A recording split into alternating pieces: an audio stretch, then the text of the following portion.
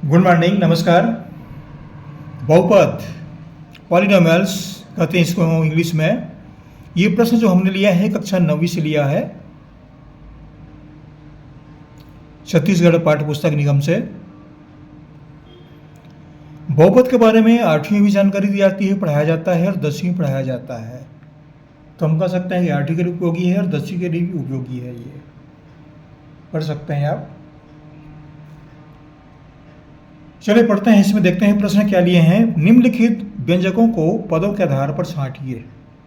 ये व्यंजक दिए गए हैं, पदों के आधार पर छांटिए कहा जा रहा है। वीडियो को प्रारंभ करो, इससे पहले कुछ कहना चाहूँगा। हमारे चैनल को सब्सक्राइब कर दीजिएगा, लाइक कर दीजिएगा, और कहाँ से आप पढ़ रहे हैं ज़रूर आप बताइएगा, हमें बड़ी खुशी होगी। चलिए आगे पढ़ते हैं। तो ये प्रश्न है, निम्नलिखित व्यंजकों को पदों के आधार पर छांटिए। ये पहला प्रश्न है 9C। ये सब हमने पहले से लिख लिया है समय की बचत के लिए, नहीं तो बहुत समय लगेंगे। ये हमारा प्रश्न है 9C। तो 9C जो है पदों के आधार पर छांटना, इसमें कितने पद हैं ये बताना है। क्या पूछ रहे हैं? पदों के आधार पर छांटिए। आधार पद का आधार है, बताना ये है इसमें कितने पद हैं। इसमें कितने पद हैं, तो यहां पर उत्तर हम लिखेंगे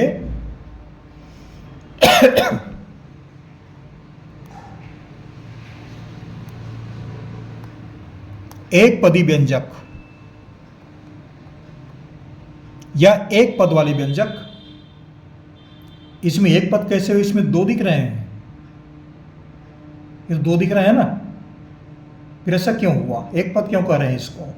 यहां पर दिए कहीं पर धन या ऋण का चिन्ह नहीं है। इन दोनों के बीच में 9 और C के बीच में धन या ऋण कहीं पर चिन्ह नहीं है,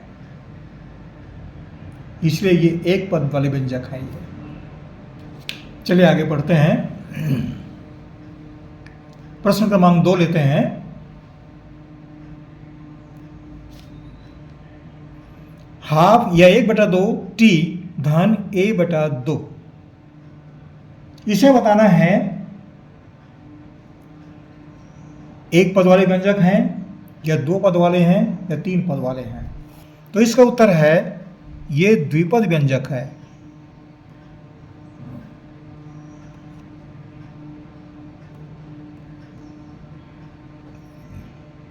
द्विपद व्यंजक क्यों? ये एक पद है और ये दूसरा पद है। ये इसमें दो दिख रहे हैं, इसमें भी दो हैं, 1 × 1/2 है। ये पूरा एक पद है और ये पूरा एक पद है। ये दोनों मिलकर के ये दो पद हुए, ये द्विपद व्यंजक कहलाएंगे। स्पष्ट है ये।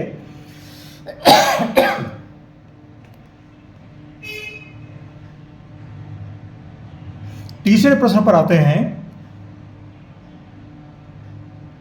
A वर्ग धन 2AB धन B वर्ग। अब इसे बताना है कि पदों आधार पर इसमें कौन से व्यंजक हैं। ये त्रिपद व्यंजक हैं या द्विपद व्यंजक हैं या एक पद वाले व्यंजक हैं। तो इसका उत्तर है त्रिपदी व्यंजक, या इसको लिखेंगे त्रिपद व्यंजक, ऐसा भी लिख सकते हैं, या बहुपद कहें। हमको ये बहुपद का अध्याय है, मैं काट देता हूं इसको। ये बहुपद का अध्याय तो ज़्यादा अच्छा है, या बहुपद लिखिए। द्विपद व्यंजक है यहाँ पर, इसको बहुपद लिख दीजिए आप, द्विपद बहुपद। और इसको एक पद बहुपद। ऐसा मैंने इसलिए काट रहे हैं क्योंकि अध्याय जो है ये बहुपद का अध्याय है। ये बहुपद का अध्याय इसलिए मैं काट रहा हूँ इसको। बोलते बोलते कहीं पर चूक हो जाती है और कुछ गलतियां होने की संभावना रहती है, उनको सुधारना ही पड़ता है, बताना पड़ता है उनको। क्लास में शिक्षक जब पढ़ाते हैं तो कहीं चूक जाते हैं तो सुधार देते हैं, वही प्रक्रिया मैंने की है।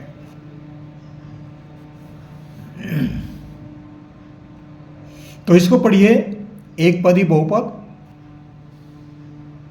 इसको आप पढ़िए द्विपद बहुपद, और इसको पढ़िए आप त्रिपद बहुपद या त्रिपदी बहुपद।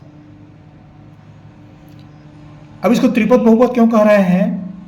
ये पूरा एक पद है, ये पूरा दूसरा पद है, और ये पूरा तीसरा पद है। इसमें धन चिन्ह लगे हुए हैं, ये पहचान है इसकी।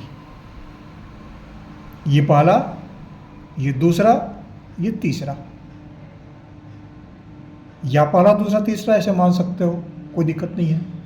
तो क्या पढ़ेंगे? इसको त्रिपद बहुपद पढ़ेंगे। आगे पढ़ते हैं चौथा। चौथा है 4x माइनस वाई।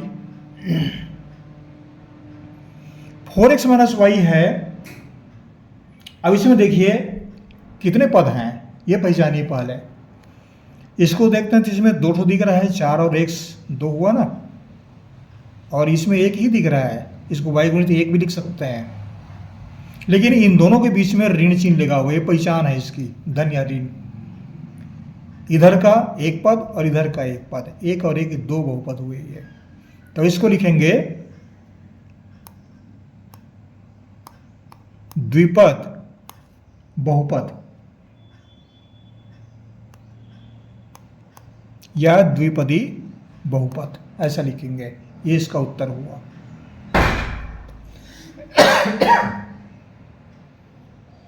थोड़ा स्पष्ट समझ में आना चाहिए, थोड़ा धीरे बोल रहा हूं मैं। जल्दी जल्दी बोलूंगा तो ये 2-3 मिनट में समाप्त हो जाएंगे, लेकिन मेरी बातें आप समझ नहीं पाएंगे, इसलिए थोड़ा सा समय लेते हुए बातें बोलने जा रहा हूं मैं। तो यह हो गया द्विपद बहुपद। अब यहां पर देखिए 2m + c, ये पूरा एक बहुपद है, ये पूरा एक बहुपद है, दोनों के बीच में धन चिन्ह लगा हुआ, पहचान है इसकी, धन चिन्ह जो है। 2 बहुपद को जोड़ा गया है, तो इसको बोलेंगे 2 पदों वाले बहुपद को जोड़ा गया है। इसका उत्तर लिखेंगे द्विपद बहुपद।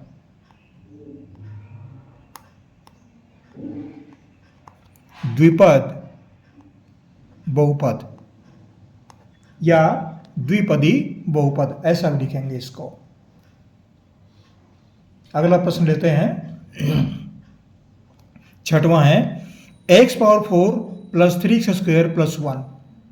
अब देखिए ये एक पद हुआ, ये पूरा 2 पद हुआ, दूसरा हुआ, और ये पूरा तीसरा पद हुआ। ये धन चिन्ह लगे हुए हैं, ये अलग पहचान आ रहा है ये। तो इसको पढ़ेंगे, लिखेंगे हम त्रिपदी या त्रिपद बहुपद, ऐसा भी लिख सकते हैं।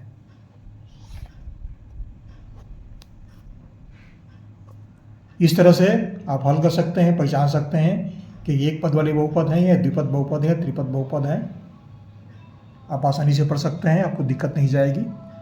आशा करता हूँ ये चैनल आपको अच्छा लगा होगा।